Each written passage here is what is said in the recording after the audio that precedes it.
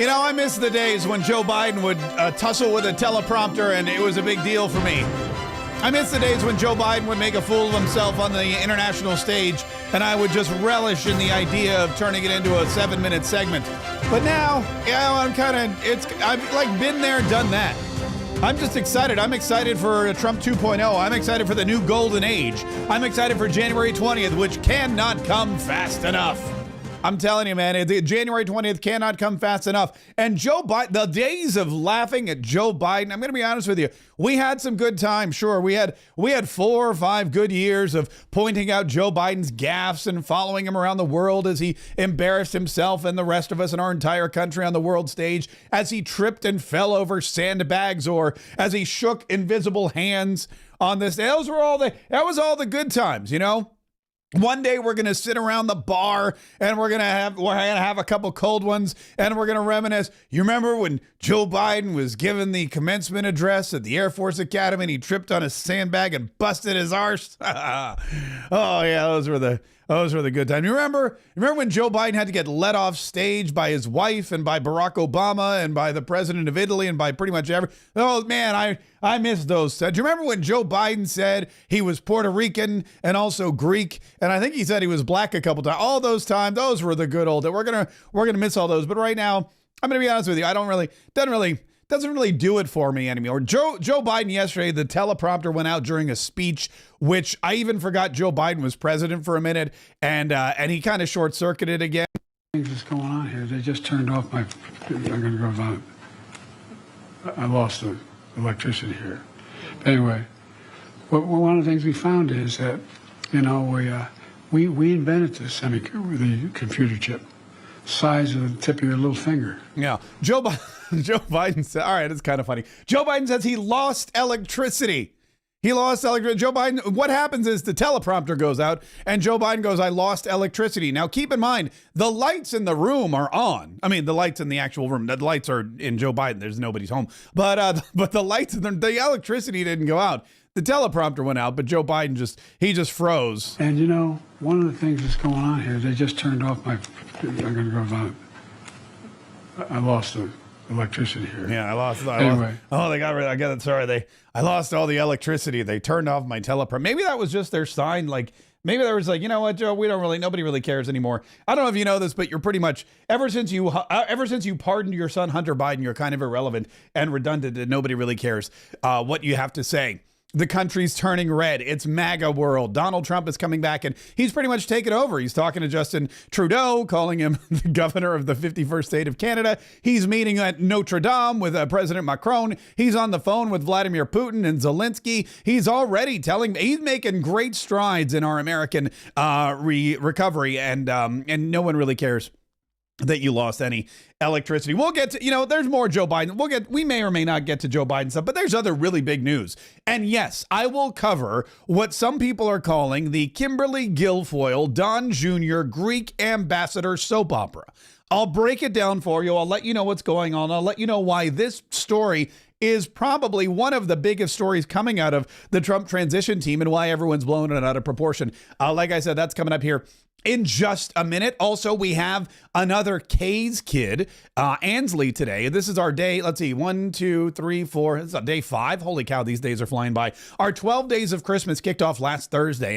And what we do is we showcase another Kaye's kid every single day. We bring them into the dream house of dreams come true. We give them a dream gift. We hear their heartfelt, gut-wrenching story of heroism and survival. And then we just make their dreams come true. It's really simple. And we, of course, we broadcast all of it so that you can enjoy it as well and feel inspired. And I'm really excited again to bring you that today. Ansley's story is on the way. Don't go anywhere. Like if you were thinking, if you had like a meeting or something, cancel it because this is going to be an amazing Kaye's Kids celebration. But first, couple things I wanted to share with you that I found a little quizzical and troubling. First of all, John Fetterman, or John Fetterwoman, as he likes to call himself, John Fetterman has joined Truth Social. Truth Social, the network that was created by President Donald Trump when he got booted off of Twitter, now X. Twitter shut him down. Twitter said, we don't want your kind over here anymore. He goes, what kind? Presidents? He goes, no, Republicans. And so Donald Trump got some investors together. He got some developers together. He invented Truth Social, and now that is his go-to platform. And he has done things on Truth Social that no other president has ever done. I mean, no other president has had their own platform, but he has made announcements. He has made proclamations. He basically threatened Hamas on Truth Social and said, let this truth be a warning to you. You've got until January 20th to release all the hostages, or you will, or all hell will break loose, or something along those lines. Well, John Fetterman has now joined the ranks of Truth Social users, and his first truth is kind of a pro-Trump truth. If you look at it, here's his, look, he even got a background of the steel workers in Pittsburgh or the smokestacks over Pennsylvania and the orange sky. And there he's already got, I don't know how he already got verified. I don't know, it took me a couple weeks to get verified, but John Fetterman right off the bat gets he joined last month. And now he's verified. But look, my first truth, the Trump hush money and Hunter Biden cases were both, I won't read that word, it's a wordy dirt, were both BS, and pardons are appropriate. Weaponizing the judiciary for blatant partisan gain diminishes the collective faith in our institutions and shows further division. So he's taken the side of the Trump administration, of Donald Trump, of Republicans, of conservatives, of MAGA. He's taken the side that the government should not be weaponized against political adversaries. Whoa, look at that. A senator from Pennsylvania, the birthplace of our democratic republic, actually saying the government was not created to be weaponized or used to punish those who disagree with you. It's very nice of him. He says both Hunter Biden and Trump's hush money cases were BS, and both pardons are appropriate in both cases. I would argue that, but, baby steps for John Fetterman. Now, a lot of people have speculated that the reason John Fetterman is joining Truth Social and the reason that John Fetterman is coming down so calmly, or so, I guess you would say surprisingly, on the side of Donald Trump is because of Scott Presler and his campaign against Bob Casey. I mean, if you think about it, what Scott Presler did was basically scared the bejesus out of John Fetterman. Scott Presler, seen here. There he is.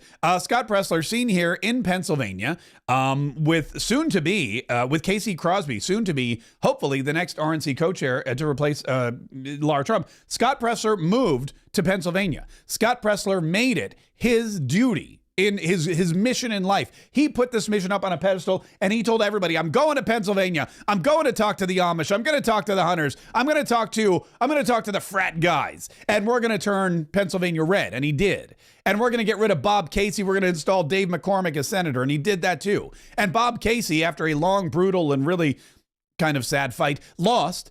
And now we have a Republican. We flipped that Senate seat. Well, guess what? John Fetterman, who is now, this is scary, the senior senator from Pennsylvania, is up for re-election in 2026. That's only 4 years. And he's thinking to himself, holy cow, if Pennsylvania's red, if there's more Republicans in Pennsylvania than ever before, if they voted for Donald Trump, and if they were able to blow out Bob Casey, and if Scott Presler is still hanging around the area, I should maybe start being a little nicer to these Republicans. I should maybe start being a little nicer to the MAGA constituents in my audience and in Pennsylvania, because they're going to hold my fate in their hands come 2026. And I think that he's petrified with fear. I think that he's afraid. Look, he didn't get knocked out by a stroke. He didn't get knocked out by Dr. Oz. But if anyone's going to be able to take out John Fetterman, it's this guy right here with Casey Crosby. I mean, this is the dream team now. If you've got these two working in Pennsylvania in 2026, forget about it. John Fetterman will go back to being he won't be the hoodie-wearing senator anymore. He'll be the former he'll be the hoodie-wearing former senator. I'm sure he'll always be wearing, I don't think he'll ever be a former hoodie wearer, but he'll be the hoodie-wearing former senator from Pennsylvania. Speaking of Capitol Hill, something else that's kind of disturbing happened yesterday. Nancy Mace reported on her X, I was physically accosted at the Capitol tonight by a pro-trans man. And she put an asterisk where trans is. I don't know I guess she felt like maybe she was going to get throttled by X if she wrote trans. I don't know. By a pro-trans man. One new brace for my wrist and some ice for my arm, and it'll heal just fine. The Capitol Police arrested the guy. Your trans violence and threats on my life will only make me double down. FAFO. And if you don't know what FAFO stands for, I'm not going to I'm not going to tell you. But anyway, so that was Nancy Mace yesterday. Apparently, she was accosted at the Capitol building by some trans advocate, and it was an injury that required a brace on her arm, some ice. Obviously, there's swelling. The guy was arrested. We have a story here from the Washington Post. Man arrested in assault on Representative Nancy Mace, police say. Capitol Police say the incident allegedly occurred in the Rayburn building. The Capitol Police said an arrest was made, but according to policy, did not identify the victim. The office of a member of Congress reported the incident in the Rayburn House office building just before 6 p.m. The Capitol Police said James McIntyre, 33 of Illinois, was arrested and faces a charge of assaulting a government official. James McIntyre is a very well-known and prominent trans activist, apparently, for the left on X, at least. In another posting on X, Mace described her injuries. One new brace for my wrist, some ice for my arm, it'll heal just fine. The Rayburn building was open to the public at the time of the incident, and McIntyre went through security screening before entering the building. Mace recently drew attention for introducing a resolution to ban transgender women from female bathrooms in the Capitol. In a post on X on Tuesday night, she alleged that she was accosted by a pro-trans man. The Capitol Police did not describe the nature of the assault or give a motive. The incident comes at a time of heightened concern of threats and attacks against government officials. The Rayburn building is across Independence Avenue from the Capitol building. Now, I'm going to be honest with you. I was always shocked at how much public access there is to these buildings. And yes, you have to go through a metal detector. And when I went up there just a couple months ago, I went to go visit our good friend, Congressman Aaron Bean. And I said, give me the address and what's the suite number or whatever. And I went through security. And they checked my bag and they wanted me, whatever. And then I went up and I was able to walk right up to his door. I walked right by Nancy Pelosi's office. She wasn't there because, you know, why would she be? And I went right in. He was like, "Hey, good to see you." And I was shocked to myself. I was like, "Look, I went through security, but they didn't card me or check me, or I didn't have to be on a guest list or anything like that." But I imagine if these kinds of attacks continue, that kind of security may be something that we see in the future to protect our elected officials. And Nancy Mace, you may remember, she's also the representative who recently introduced the bill stating that you in Congress, you must use the bathroom of your gender at birth. And man, nothing upsets trans activists more than telling them you got to use the bathroom of your gender at birth. You can't just use any old bathroom. You can't just use any old pooper that you want. You got to use the pooper that matches the parts you got when the good Lord brought you into this world. And I don't care if you're an atheist either. That's how it works. And so that's the bill that she introduced. It caused all kinds of a stir because there is a new trans congresswoman, and apparently these people are coming up now and getting violent. And this is something that it's great that Donald Trump won, and we're so excited for the new golden age. But keep in mind, when you win, somebody loses. And when the left loses, they don't just go quietly into the night. They don't just go, "Well, we lost. Better luck next time. Okay, good job, guys. Have fun running the country. We'll see you in 4 years." No, they don't do that. They go crazy. They go bat crap crazy. They lose their mind. They lost their minds when they were in control. When Joe Biden was in control and the Democrats controlled the Senate, and there was, really basically no Republican leadership at all in the House of Representatives, they lost their minds on a daily basis. They couldn't hack it. When Joe Biden was in control of the White House, all hell broke loose, and people were just beside them. I mean, you couldn't believe how angry these folks were. Now that they've lost, now that they don't have control, they're going to get worse. It's not going to get better. It's going to be better for all of us because President Trump's going to come in and get rid of all the illegal aliens. He's going to start the most massive deportation effort in history. We get it. That's cool. Hopefully we'll be able to go to New York again and stay in hotels because they're not filled with illegal immigrants. Hopefully the Roosevelt Hotel will be open to the public again, the historic Roosevelt Hotel, which the good people of New York have been paying $5 billion over the last 4 years to house these people and give them food cards or gift cards and free food and meals and all that other stuff. Hopefully we'll be able to go to all these cities again and not have to worry about our pets or the geese in the park. Hopefully there'll be all kinds of great things happening in the United States of America. Hopefully we won't have to worry about gangs in Aurora, Colorado or Chicago or elsewhere taking over our armed gangs, taking over our apartment buildings just because that's what they do to assert their dominance. I don't know, for a free place to live. to kick, who knows? Squatters, right? Who knows what they're doing? But hopefully we won't need to worry about that. And the cost of everything hopefully will come down. Inflation will come down. The cost of gasoline will come down. We'll drill, baby, drill, all of that great stuff. That's what we're hoping for. But keep in mind that as great as it's going to be dangerous. Because yes, President Trump got a record number of votes. He got a record number of votes for a Republican president. Really it was amazing. And the popular vote for President Trump was well over 76 million. But Kamala Harris also got 74 million votes, which means there's 74 million angry losers out there from a party that is not known for mental stability. This is a party that is not known to make good decisions. This is a party that commits crimes thinking full well that they're going to get away with it because their elected leaders help them get away with it. Their elected leaders, bail them out of prison when they break windows so that they can go back out on the street and bail them out of prison all over again. And yes, LeBron, I'm talking about you. Well, you're not an elected leader. Kamala Harris, we're talking about you. These are all things that have happened.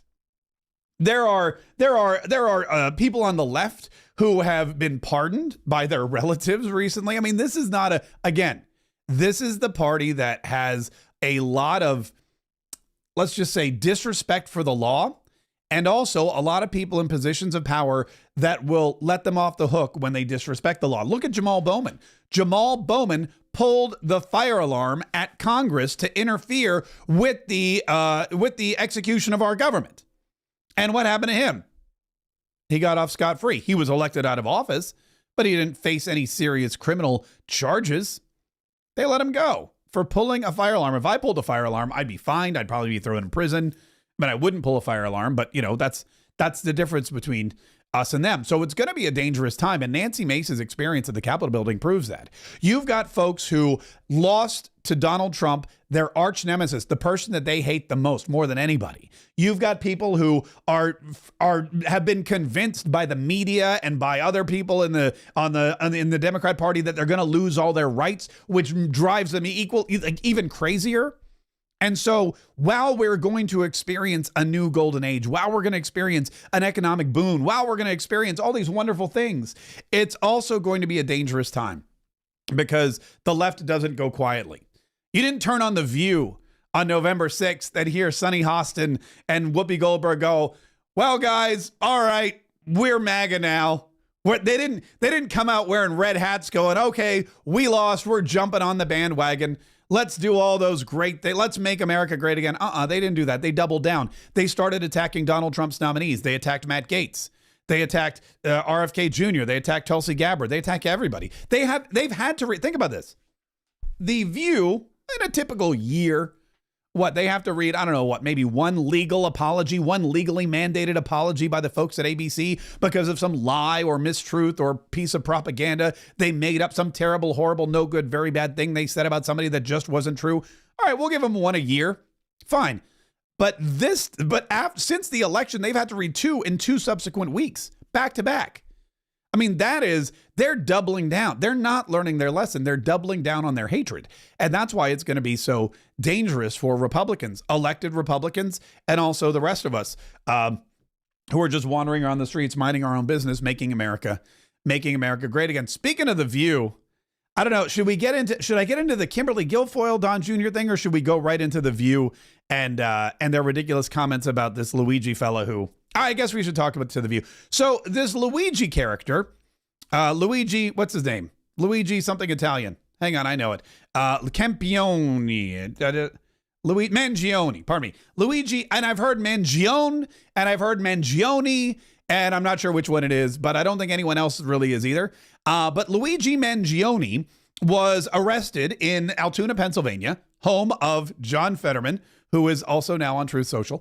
And Luigi Mangione, he was arrested, and now there's an extradition hearing, or yesterday there was an extradition hearing, because the crime he committed was in New York. And the New York City Police Department, the Manhattan DA's office, they would like to have the suspect in their jurisdiction so that they can file the murder charges in the case, of the murdered CEO that was shot, point blank range allegedly by Luigi Mangione, who's now in custody. We don't know if it was him or not. We don't know. He's been arrested for the crime, but, innocent until proven guilty, all that kind of stuff. Well, he had an outburst yesterday while they were taking him from the police cruiser into custody for his extradition hearing. Oh my God, that's completely out of touch and an insult to the intelligence of the American people and lived experience. Yeah, he's saying he yelled at something like it was out of touch. Hold on, I want to play it again. Oh my God, that's completely out of touch and an insult to the intelligence of the American people and lived experience. Okay, so he's yelling at the press. He's saying you're completely out of touch and it's an insult to the United States of America and every one of its citizens. So he's yelling and screaming, I assume at the media. That's what I got from it, because the media is there and he sees them and they're taking pictures, whatever. And he's got all this anger. And the police are trying to drag him in there. They're like manhandling him. They're trying to get him into this door. They're trying to get him to shut up because they don't know what he's going to say. And they don't want to get in trouble. And he screams out at the press, which I'll be honest with you, I've wanted to scream at the press many times. I've never actually had the opportunity to do it, but I've wanted to do it many times. And he goes, he takes it. He sees his shot and he takes it. It's probably a bad metaphor to you. You know what? That's a bad metaphor. You know what I mean. Oh my God, that's completely out of touch and an insult to the intelligence of the American people and lived experience. Yeah, there you go. So anyway, that was his warning to the American people. Now, he has a lawyer, and his lawyer was on ABC News, and he was talking about how innocent his client is, which is good when you're a defendant. When you're being charged with murder, you want to have a lawyer who's on your side. You want to have a lawyer who continues to broadcast your innocence to the world, and that's exactly what the guy did. But listen to what Luigi Mangione's lawyer said yesterday. The suspect's attorney, Thomas Dickey, addressing the charges against his client while speaking to reporters just a few minutes ago. Take a listen. Listen. I haven't seen any evidence that says that he's the shooter. So that's, like I said earlier, and I wasn't kidding around. A couple of things. If you're going to report something, report accurately.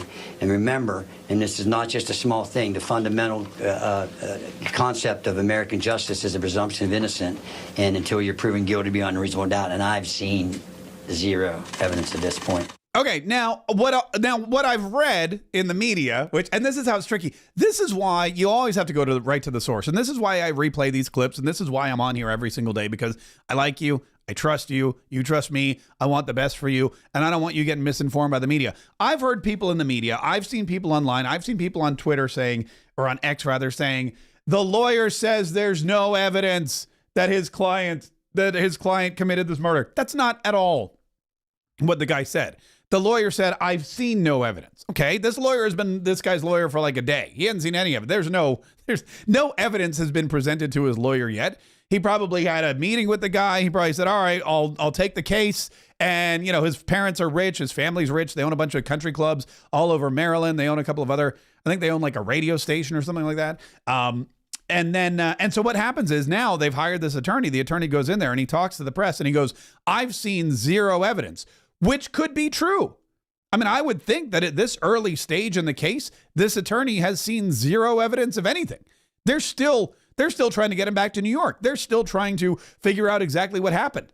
I don't think anyone's seen any evidence, or at least no evidence has been released to the prosecutor. I mean, he hasn't even really been formally charged in New York State yet.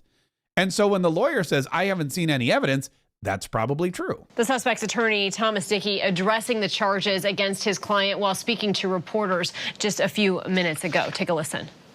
Listen, I haven't seen any evidence that says that he's the shooter. So that's, like I said earlier, and I wasn't kidding around. A couple of things. If you're going to report something, report accurately. And remember, and this is not just a small thing, the fundamental concept of American justice is a presumption of innocence, and until you're proven guilty beyond a reasonable doubt. And I've seen zero evidence at this point. Now, I know if you're like me, you're thinking, okay, you've maybe not seen the evidence, but clearly, it's they found the backpack, they found the gun, there's photos of him at Starbucks. There's, it seems that he's yelling and screaming at the press. There's a diary apparently of how he was going to do some other damage. Well, there's all kinds of stuff. Maybe the guy hasn't seen it yet, but look, it's gonna come out. It's there. But yes, there's a presumption of innocence in this country, and you are innocent until proven guilty, unless, of course, your last name is Trump. If your last name is Trump and your first name is Donald, There's no presumption of innocence. You are guilty until you can prove you're innocent. And even then, you're probably guilty anyway. At least in Alvin Bragg's New York, that's how it works. At least in New York City, where Judge Merchan and his daughter support Kamala Harris and work diligently for her campaign. This is the most ridiculous thing I've ever seen. Here's a guy who again, has allegedly been caught on tape committing this murder. Allegedly. And this guy is being heralded as a hero by so many people in the media. And the guy he killed is the evil villain. And we go back to The View once again. And the great legal and political mind of Whoopi Goldberg, who is anti-insurance company, apparently. And here is what she said about the insurance company. There are things we can fool with and things we can't. Healthcare is one of those things that you shouldn't be able to fool with. And insurance companies who you pay, I pay into my insurance, you pay into your insurance.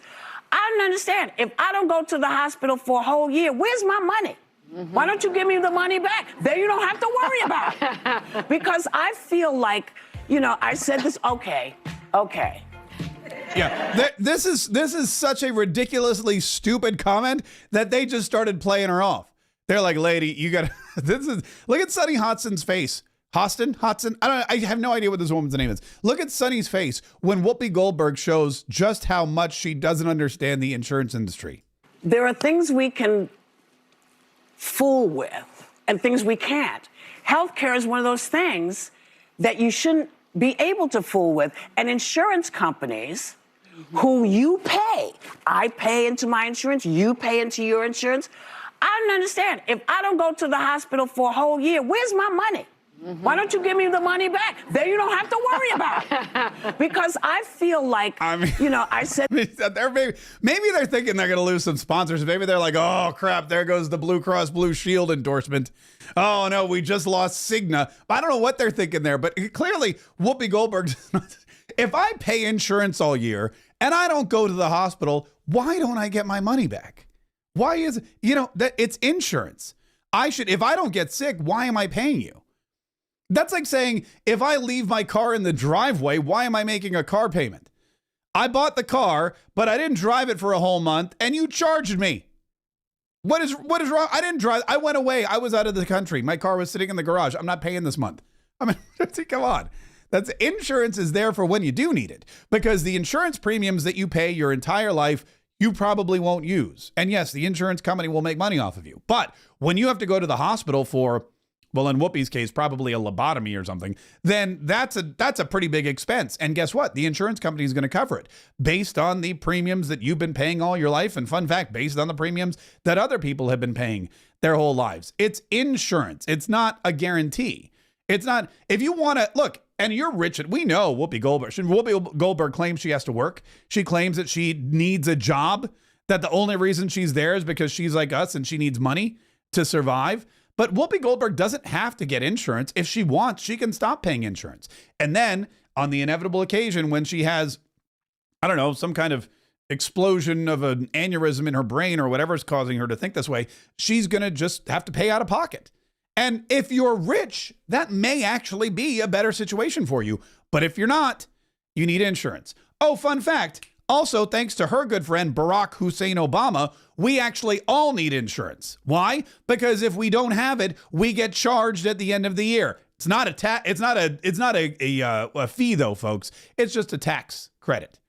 You get that tax credit if you have insurance for the entire year. If not, we're going to charge you more. Barack Obama made this particular situation happen. Because of Barack Obama and Obamacare, people need insurance. If they don't have it, they're going to have to pay the tax man at the end of the year. And now Whoopi Goldberg's like, why am I paying all this insurance? Because of Barack Obama. That's why.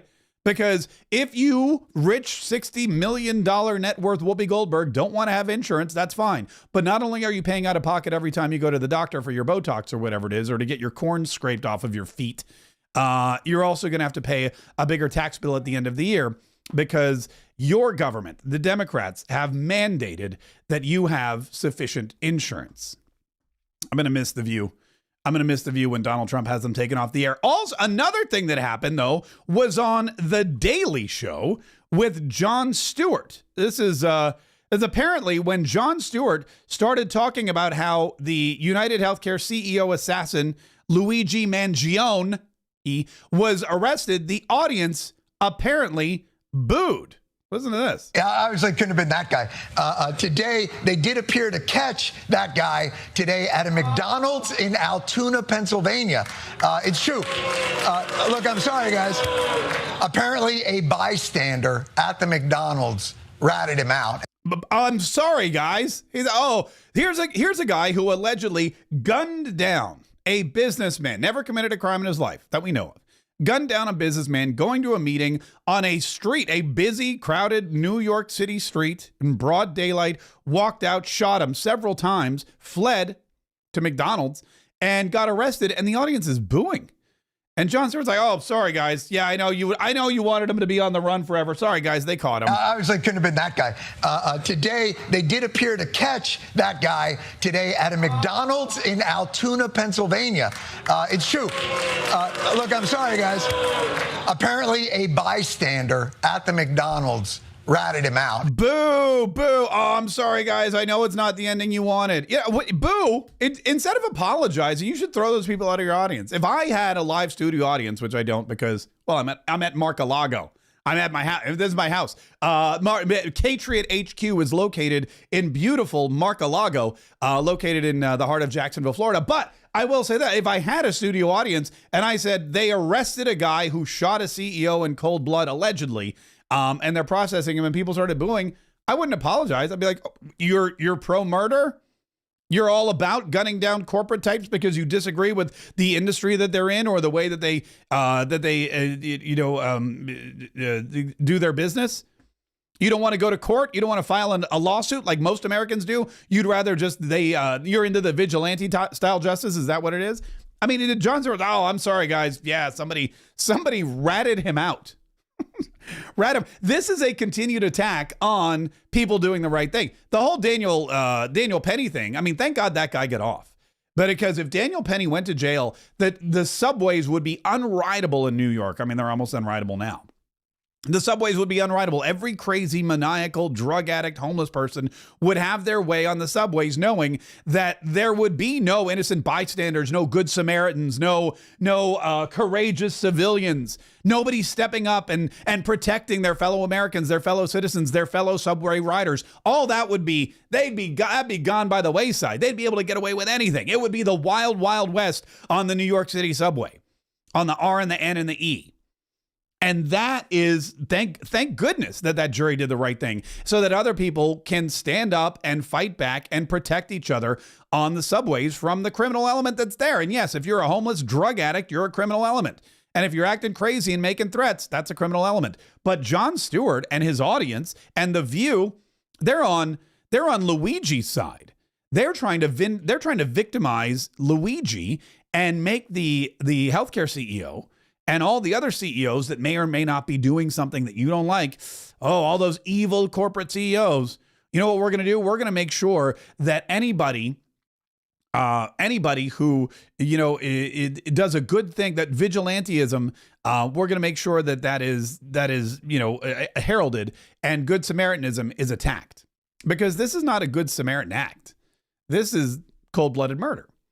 And we'll see how it all turns. It is really interesting again. And like I said, this is all part of the Donald Trump win. The Donald Trump and the Republicans and the conservative movement in Pennsylvania turning red, and the popular vote going to President Trump, and the electoral vote going to President Trump, and all of these nominees who are just the most crazy. These are just crazy outlier nominees who know nothing about the Washington bureaucracy and are going to make Donald Trump a dictator. All of that. It's not going to stop the left. It's going to embolden them. And people on the left, we're going to be happier and happier and freer, and we're going to be enjoying more liberties, and there's going to be a golden age, and we're going to have more money, and we're going to have more investments, and we're going to do amazing things. The left, they're just going to get kookier and crazier and more fanatical, and they're going to explode. Luckily, though, we'll be able to stop them, at least on the New York City subway, because Daniel Penny was found not guilty. Speaking of Pete Hegseth, I did want to mention something about him as well. Plus, we're going to dive into the Kimberly Guilfoyle going to Greece amid rumors that she's broken up with Don Jr. and he has a new girlfriend. That whole saga, it's like it is really kind of, it does read like a soap opera. I'm not saying it is. It could just be a happy coincidence for everybody, but I'm going to bring you that story here in just a minute. First, though, it is time for today's Kaye's Kids celebration. Our 12 days of Christmas, day 5 is where we are. And this year, like I said, we've been doing it a little differently than in years past. We're no longer on the radio. We are now here on the internet. And as a result, we have much more flexibility, and we can bring you audio and video, and we can edit, and we can really make this story so heartfelt and so warming and so incredibly easy to digest and to be inspired by. And that's exactly what we try to do. So we're going to bring our Kaye's kid today is named Ansley, and she has a harrowing story with a fantastic ending. And of course, we do give her a dream gift, which she has a priceless reaction to. So ladies and gentlemen, I present to you day 5 of the Kaye's Kids Dreams Come True, 12 Days of Christmas. Ansley already went on her dream from Dreams Come True. She went to Hawaii, and when she was there, she dropped her iPhone in the ocean. So we got her a brand new iPhone, and we're about to give it to her. I think she's coming in right now. Are you ready for your interview? Merry Christmas! How are you? Good, how are you? Good. Are you Ansley? Yeah. How are you? I'm Mark. Thank you for coming in. Have a seat. We saved a seat for you here. It's nice to meet you. Nice to meet you too. Wow, thanks for coming in. This is so exciting. Did they tell you why you're here? Yes. What did they say? To do an interview today. That's right. Say it one more time. To do an interview today. That's right. Yay, this is fantastic. Who are these people over here? My parents. Oh, hi, parents. Well, thank you so much for coming. I appreciate it. You are how old? I'm 16 years old. You're 16 years old. Do you drive? Yes. Oh, wow. Do you drive well? Yes. Do you drive the speed limit? Yes. Moms, yes, dads, no, but that's Yes. all right. We heard about you from Dreams Come True, of course, and did you already have your dream? Yes, sir. It was an amazing dream I hear. What was it? I went to Hawaii this summer. Whoa. What'd you do in Hawaii? We went ziplining, snorkeling, ATV riding. It Wow. was amazing. I guess the question is, what didn't you do in Hawaii? Did you play the ukulele?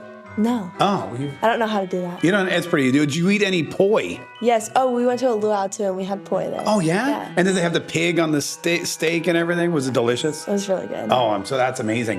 One of the things we wanted to talk to you about was, of course, how you got involved with Dreams Come True. And you have kind of an amazing medical journey. Do you mind sharing with us what's been going on with you? So in 2020, I was diagnosed with a brain tumor. Yeah. And then I had surgery on December 14th of 2020. And then I got re-diagnosed with my second brain tumor in 2023. Whoa. And then I had surgery in February of 2023. So you've had 2 brain tumors and 2 brain surgeries. Yes, sir. And how are you now? Amazing. Oh, that's that's what Howie said. You look amazing. That's great. You feel good? Yeah, I've been playing soccer with everything going on, so. Wow, you play soccer too? Yes, sir. That's amazing. And you're back in school, hanging out with your friends? Yeah. Just like nothing happened. Yep. Well, that's incredible. And, we hear a lot of stories from a lot of kids like you, and sometimes they have happy endings, sometimes not so happy endings, sometimes they're still going on. But so the doctors gave you a clean bill of health. Yes, sir. We do a couple of things around the holidays. We have our own little side charity. We work with Dreams Come True. It's called Kaye's Kids.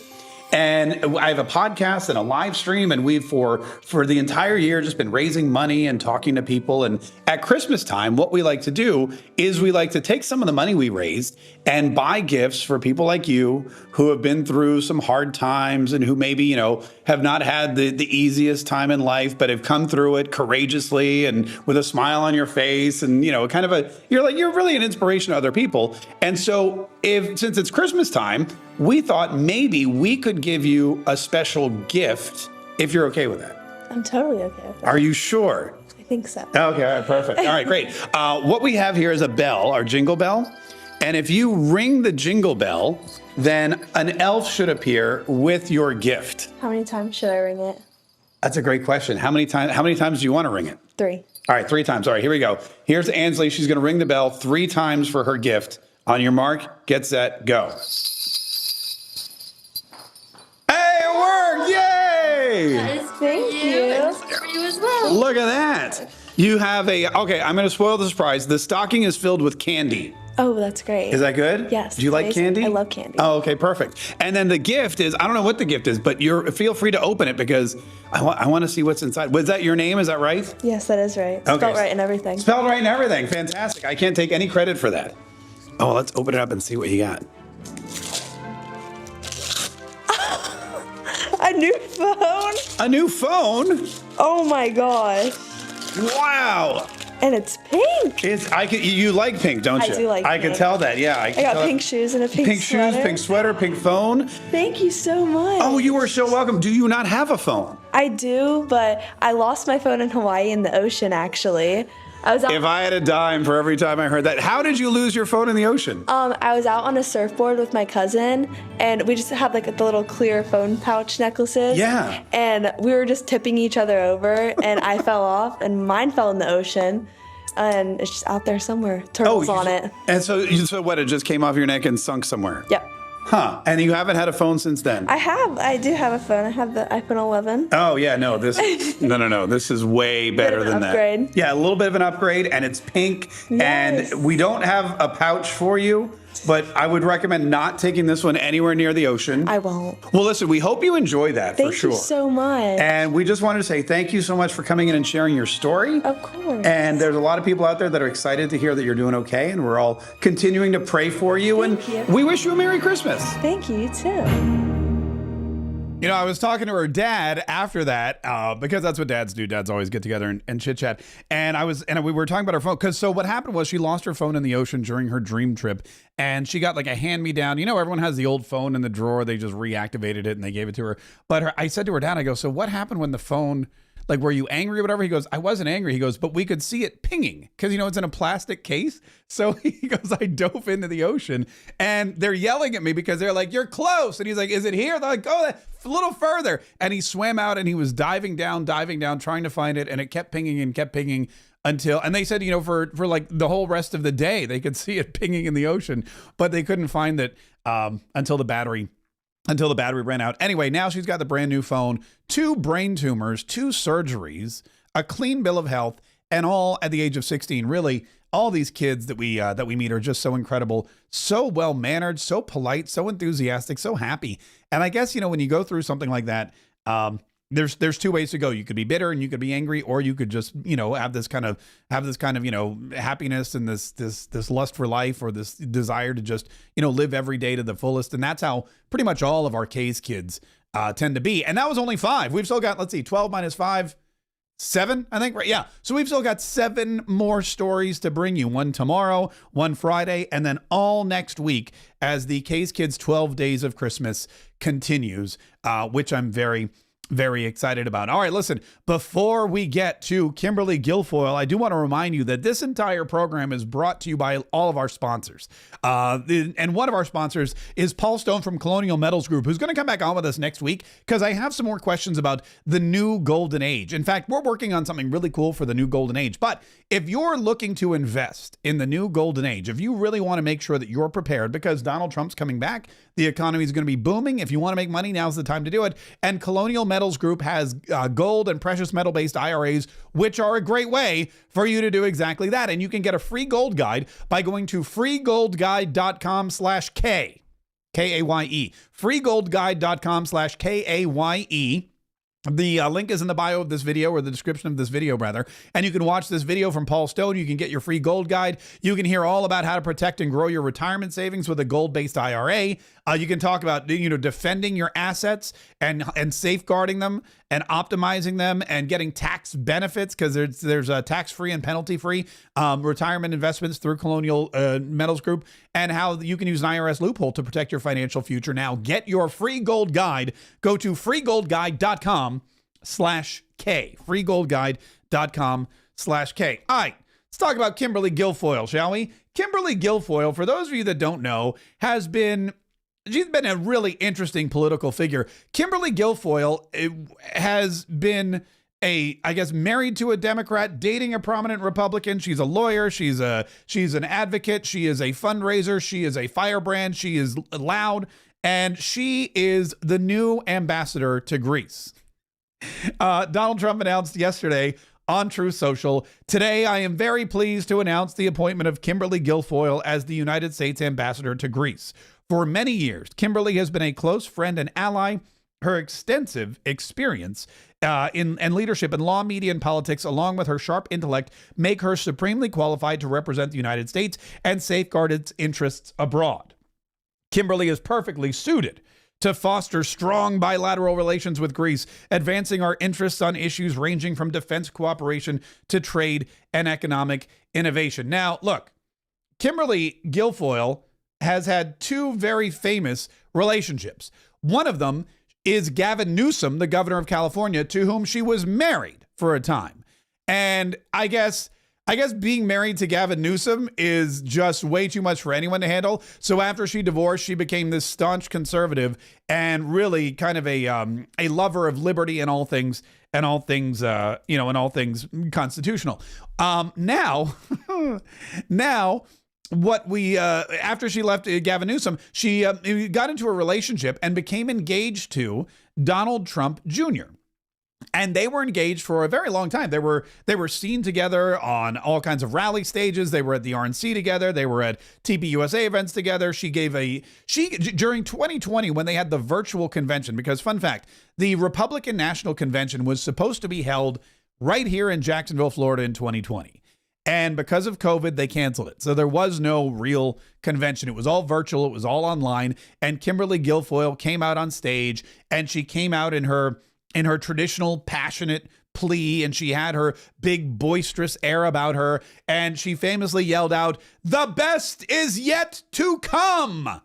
And had she been standing in front of an audience full of MAGA conservatives and Donald Trump supporters, there would have been uproarious applause and amazing cheers, and there would have been glee, and there would have been chants of USA, USA, and lock her up, and all the other traditional stuff. But she was just standing in an empty room, and so the media made it look like they tried to paint her as crazy, when really she was just delivering the speech she always wanted to deliver. No one was there to hear it, though.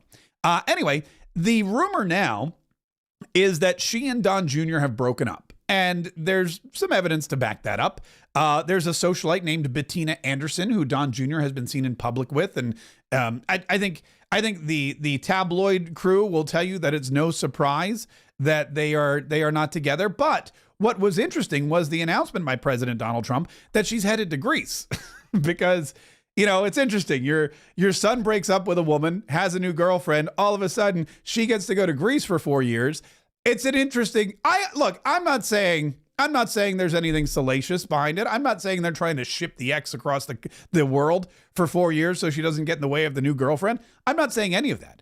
I'm just saying I could see how people say that. The timing, the timing's maybe not the best. It's like, oh, Donald Trump Jr. is walking around with his new girlfriend. The engagement is clearly off. Let's send Kimberly Guilfoyle to Greece. And again, being ambassador to Greece is like one of the 3 best jobs in the world. I mean, if you're going to be an ambassador to any country, you don't want to be an ambassador to, say, like, I don't know, Mexico. Like, what's his name? Who's the guy they just, Ron Johnson is going to be, not Ron Johnson, the senator, Ron Johnson, the ambassador to Mexico, is going to be the ambassador to Mexico. It's a horrible job. You think it's like tequila and Mexican hat dances and going to the bullfights and all that. No, you're working with drug cartels and murderers and thugs, and the entire government is corrupt. Plus, they hate us. Their new president is a liberal. Donald Trump's already threatened 25% tariffs on the country. I mean, it's going to be a miserable job. And that's why he gave it to a guy with 20 years CIA experience. When you're who is it they just sent to Israel?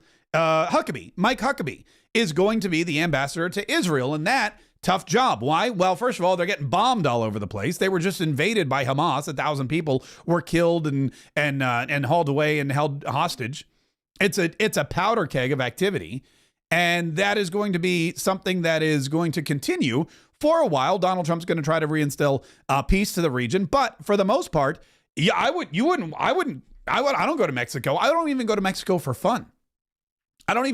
Mexico is the last place probably on my list of potential vacation destinations. The first place, by the way, I mean, I live in Florida, so it's like there's a beach right down the block from I'm not trying to brag. I'm just telling you how it is. But Mexico, not the kind of place. China, also not a place I would want to go because of the way it's going in China. But Greece is a fantastic country. There's not a lot of anti-Americanism in Greece at the moment. No real uprisings. I don't think the drug cartels are running the place.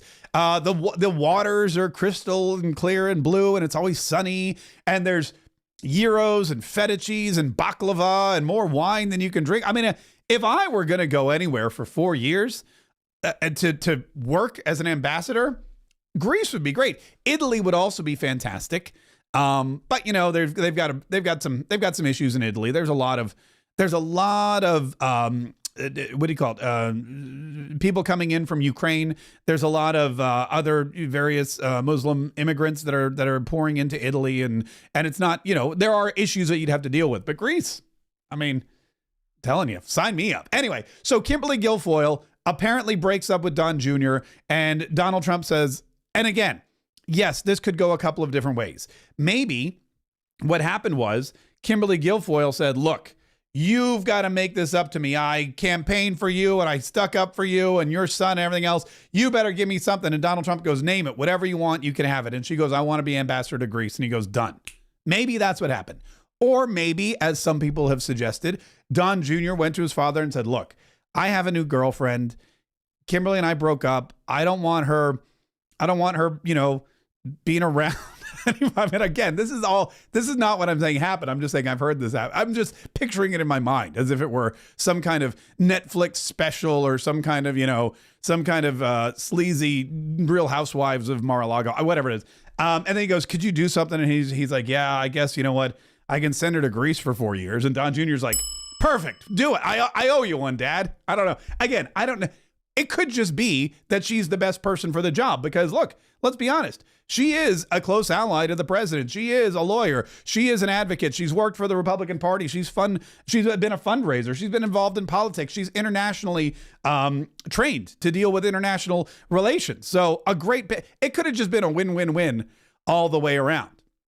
But I'm just saying, look, the media, I'll tell you, here's what the media is saying, right? Amid rumors of a breakup, this is the beginning of the sentence, not Kimberly Guilfoyle, ambassador to Greece.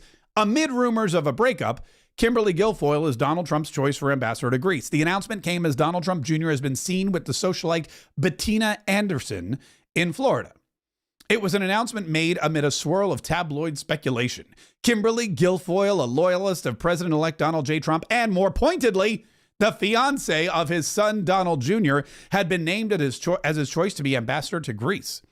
The timing of the move, early Tuesday evening, would have been unremarkable, except for what preceded it. Rumors that the president-elect's eldest son was dating a socialite, Bettina Anderson. The new relationship was seemingly documented in a series of photos published earlier on Tuesday by the British tabloid The Daily Mail, which described them as incontrovertible proof the soon-to-be first son has moved on with a stunning it girl. I think here she is. Here's the stunning it girl. Bettina Anderson was recently seen with Donald Trump Jr. In Palm Beach celebrating her birthday. The suggestions of a love triangle have been swirling for several months, including in July at the Republican National Convention, where Ms. Anderson was spotted sitting behind Mr. Trump and Ms. Guilfoyle in a red dress.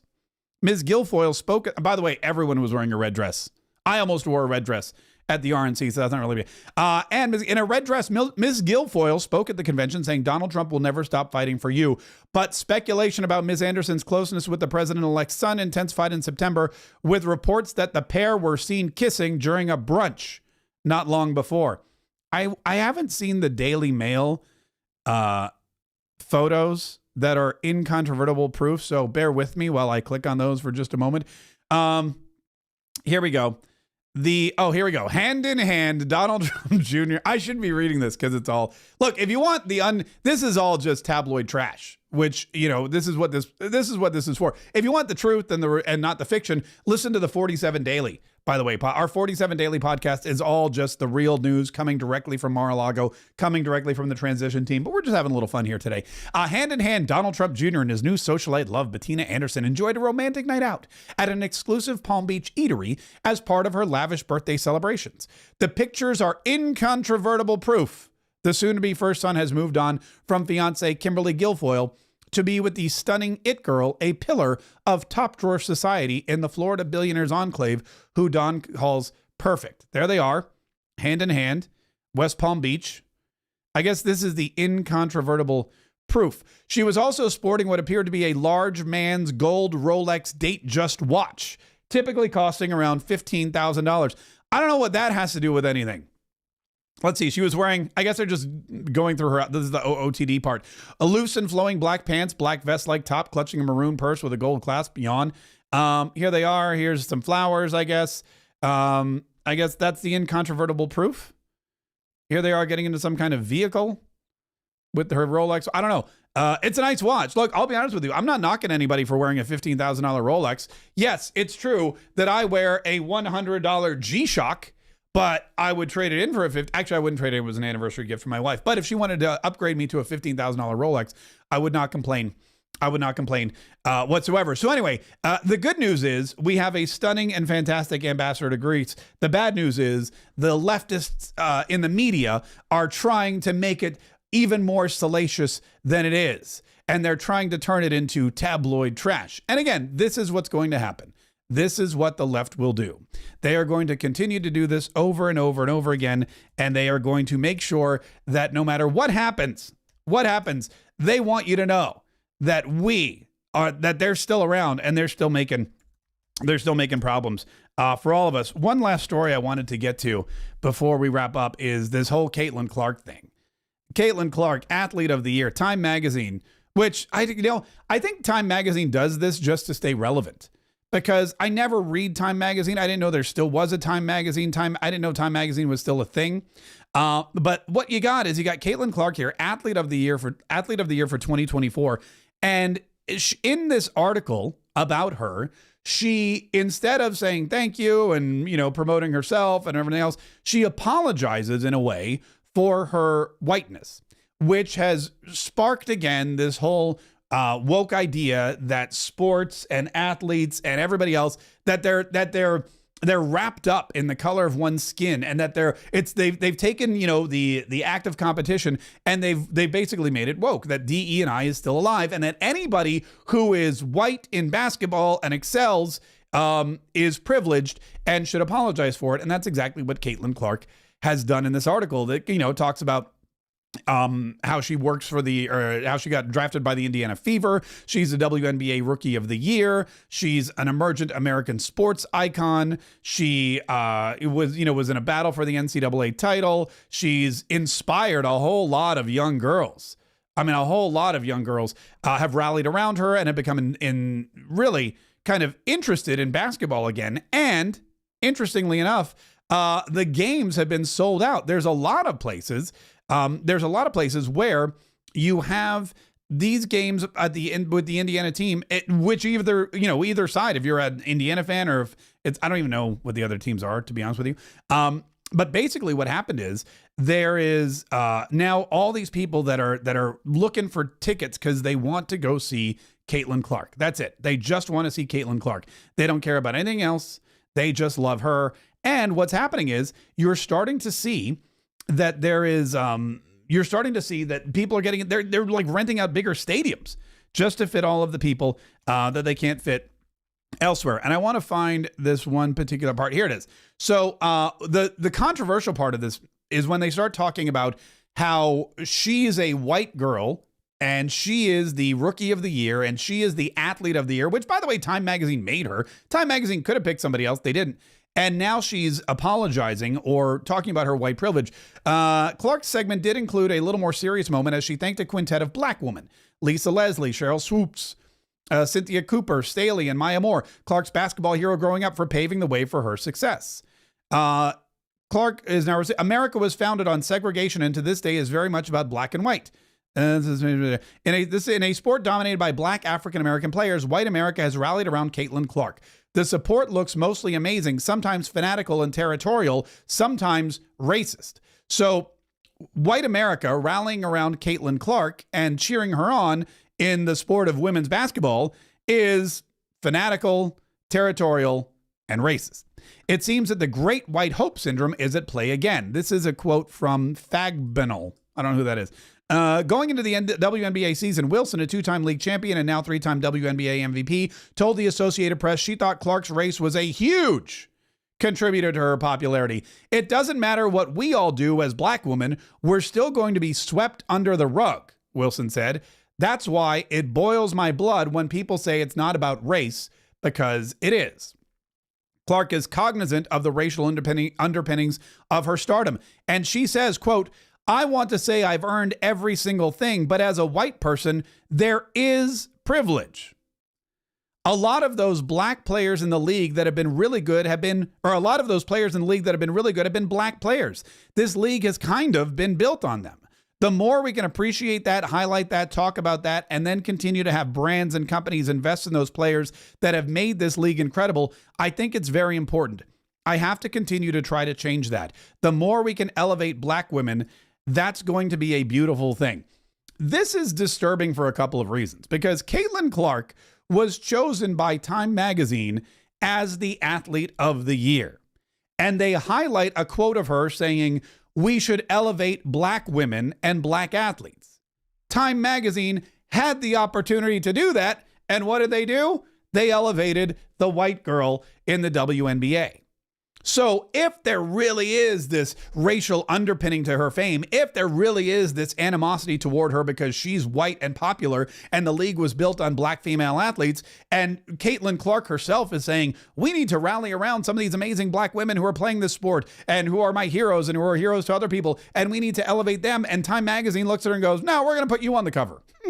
We're going to do the article about you. We're going to give you the award as 2024 Athlete of the Year. Aren't they just stoking the fire? Aren't they just fanning the flames? Aren't they part of the problem? Aren't they the problem? Why don't they elevate the black athletes if they're so concerned about it? And why is Caitlin Clark apologizing for her white privilege? Why is she apologizing? She played at a state school. She worked hard. She got drafted. She didn't pick where she was going to go. She didn't pick that she was going to be number one in the draft. She didn't pick any of those things. She overcame adversity just like everyone else. And now she's got a fan base, and that fan base is drawn to the sport. And now all of a sudden it's become racial once again. And it's going to continue to be racial again, all 4 years of Donald Trump's presidency, because there's going to be more anger. There's going to be more animosity. And the issue is going to continue to be about race as long as everybody keeps talking about race. If Caitlin Clark and the other women in this article and Time Magazine itself had left race all out of it, then no one would be talking about race. But instead, they've taken an article about a prominent female athlete who has done incredible things for a sport that not a lot of people knew about or followed or were invested in, and they've turned it into an article about how white people are privileged and black people in the sport of female basketball or women's basketball are being subjugated and subdued by this newcomer who just so happens to be Caucasian. It's really kind of interesting how we're supposed to feel sorry for everybody in this article. But Time Magazine really, in my humble opinion, is the one to blame. Listen, if you're looking for a Christmas gift, there's still time to order the Untold Story of Christmas before Christmas. If you need a gift for your kids, if you want a great story to read to your family, if you're looking for a brand new tradition, if you want a book that's both enjoyable and decorative, if you need a white elephant gift or a gift for people at the office, or maybe your kids are going to various parties and you need to bring, maybe you're going to a party, you need to bring a host gift and you just don't want to bring another bottle of wine or bake another plate of cookies because, oh my God, there's so much cookie baking going on. The Untold Story of Christmas is a fantastic, and I'm not just saying that because I wrote it, but it's based on a true story. I didn't come up with the birth of Jesus. That was God. God put the Jesus and the Mary and the Immaculate Conception and the manger and the wise men, all that. That was all God. I just looked at it from a different angle and offer a different point of view when telling the story of Jesus's birth. And it's been inspirational. The reviews that we get from this book are so incredible, and we sell so many copies every single day. And I don't want you to run out of time because I know how you get busy. You're like, oh my gosh, it's already the 11th. I got to get these gifts in before the 20th. It's only 14 days till Christmas. Are you kidding me? 2 weeks? That's all we have? All right, quick. Drop what you're doing. Make sure you go to theuntoldstoryofchristmas.com and get your copies today. Get yourself a copy, get your neighbors a copy, get copies for everyone on your list because they're going to love it. It's going to be part of your tradition. And then next year, you won't need to worry about it. You just pull it out, you put it back on the table, just like you always do. And again, if you have not yet subscribed to this channel, please do so because I want to make sure I want to make sure that you and get all the information that you need. You're getting the truth. I want to make sure that you're getting, you're aware of what's happening in this country, the lies that are being told about you and about us. I want to make sure that you're getting the information and the entertainment and the education and the inspiration and everything you need on a daily basis. And we do this a lot. We publish videos. We got shorts going out there. We're live every single day. Every morning is the 47 Daily Podcast. So make sure you're subscribed to whatever platform you're on right now. If there's a notification bell, set that notification bell so that you get notified whenever we keep pumping out this great content, because it's for you. I don't do this for me. I do it for you. I do it so that you're informed, entertained, inspired, and armed. Because look, we won the battle. The war rages on, and the enemy is just getting angrier and angrier and angrier. And if you don't believe me, just read Time Magazine's Athlete of the Year article. All right. We've still got, this is not going to end ever. Every single day is a fight to save the Republic. Get your books before time runs out. We have plenty of books, but not plenty of time. The Untold Story.